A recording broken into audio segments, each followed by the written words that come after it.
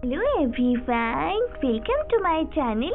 आज हम पढ़ेंगे अ ट्रूली ब्यूटीफुल माइंड। ये बहुत ही खूबसूरत सी कहानी है एक महान इंसान की जिसे पूरी दुनिया एक जीनियस मानती है।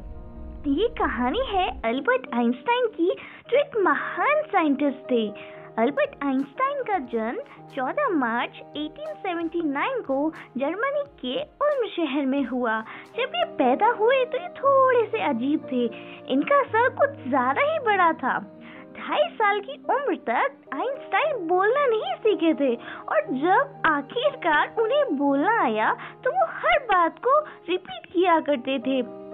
आइंस्टाइन ज्यादा खेलने कूदने में भी आगे नहीं थे, और वो खेलना कूदना कम पसंद करते थे।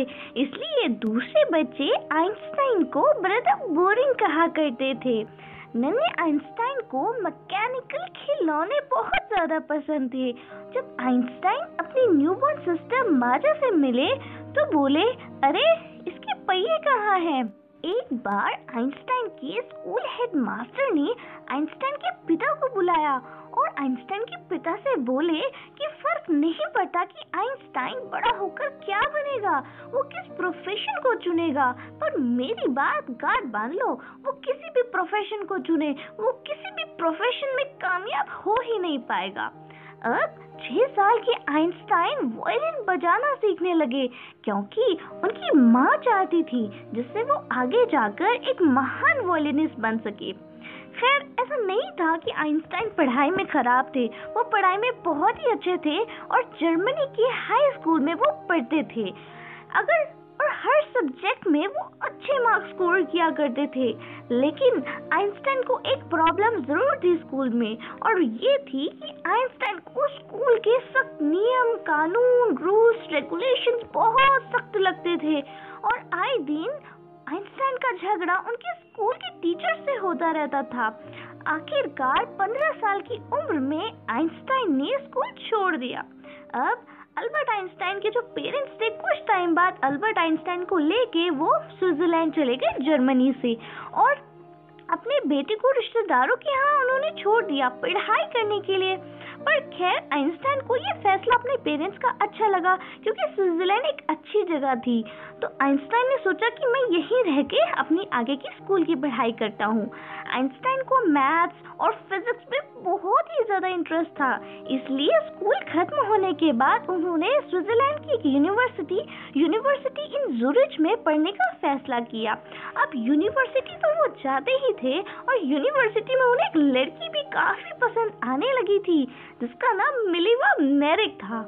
मिलीवा मेरिक बहुत ही ज्यादा इंटेलिजेंट लड़की थी, और आइंस्टाइन उससे ज्यादा ही काफी इम्प्रेस्ड रहते थे। मिलीवा भी आइंस्टाइन को पसंद करने लगी थी, और दोनों एक दूसरे के प्यार में पड़ गए।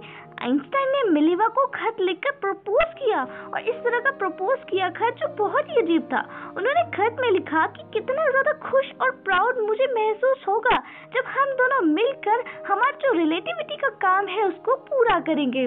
और ये खत पढ़कर मिलीवा राजी हो गई आइंस्टाइन से शादी करने के लिए।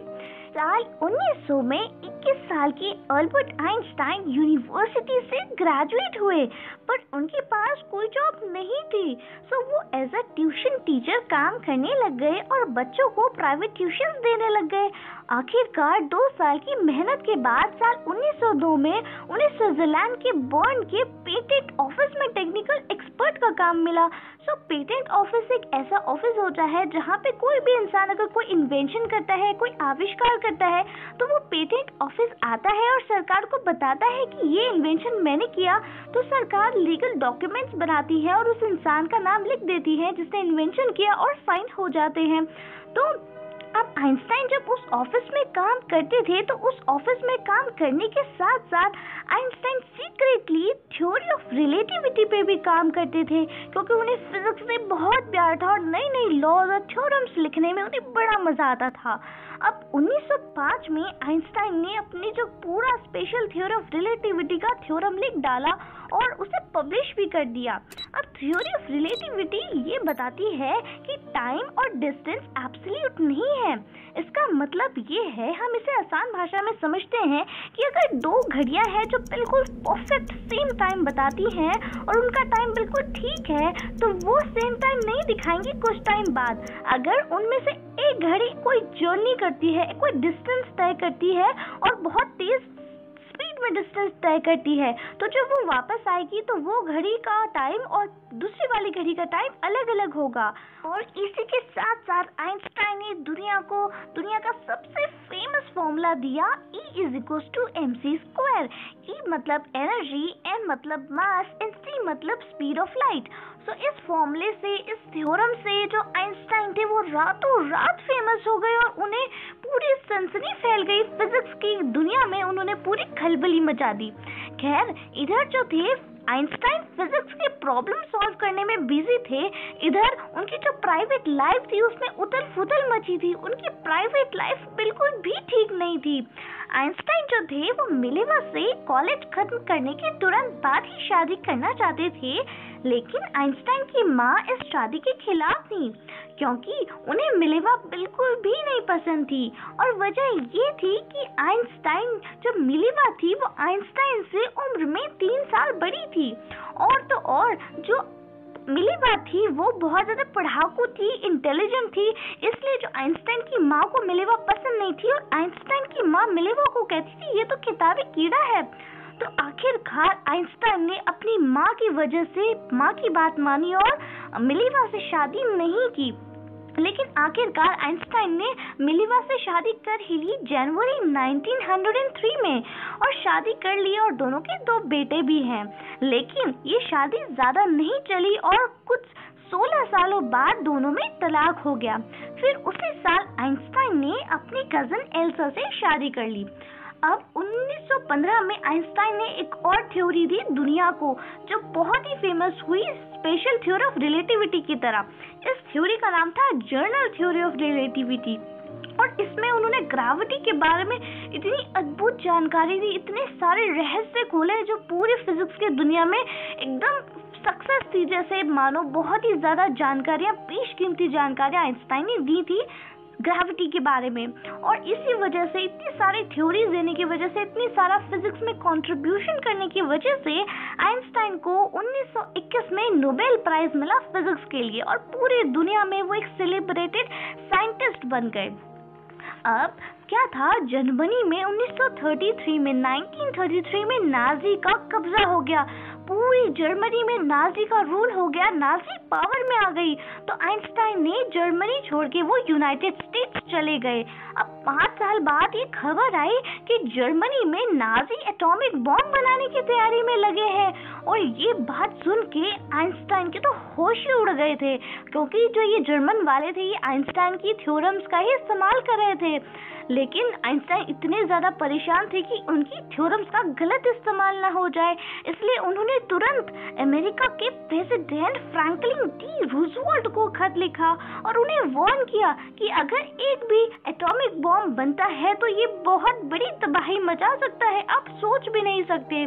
लेकिन उस खत का असर प्रेसिडेंट पर बिल्कुल भी नहीं हुआ और उन्होंने कुछ भी नहीं करा।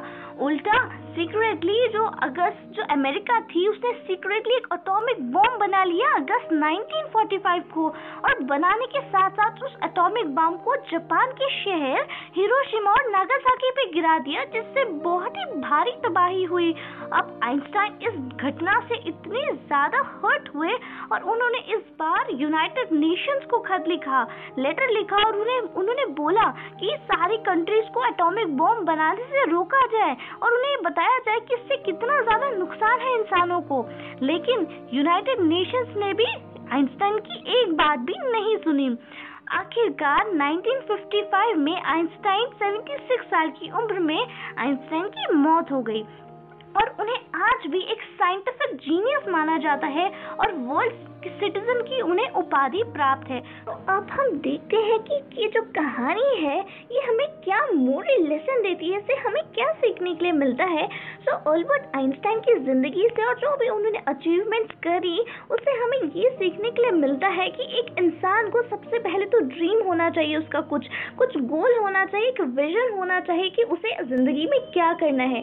और जब उसके पास एक गोल या विजन होता है या ड्रीम उसका होता है कि मुझे बड़े होकर ये करना है, तो सबसे पहली चीज़ उसके दिमाग में ये होनी चाहिए कि वो हमेशा उसका इस्तेमाल इंसानों की भलाई के लिए करेगा।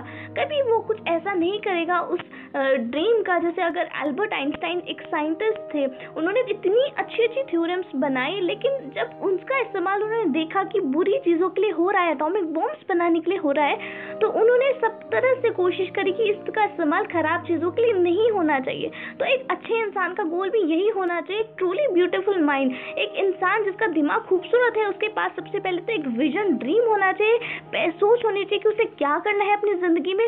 और दूसरी बात, उस ड्रीम का जब वो उस चीज़ को हासिल कर लेगा तो उसे उस चीज़ को इंसानों की भलाई के लिए इस्तेमाल करना है। कभी कुछ ऐसा कदम नहीं उठाना जिससे इंसानों को नुकसान हो और इंसानों की तबाही हो। तो आई होप आपको ये स्टोरी समझ में आई हो। अगर आपकी ये कहानी हेल्पफुल हो तो मेरे चैनल को सब्सक्राइब करें, वीडियो को लाइक करें एंड शेयर करें, ढेर सारे कमेंट्स करें और बताएं आपको कैसी लगी। मैंने बहुत मेहनत करी है आपके लिए। Thanks for watching.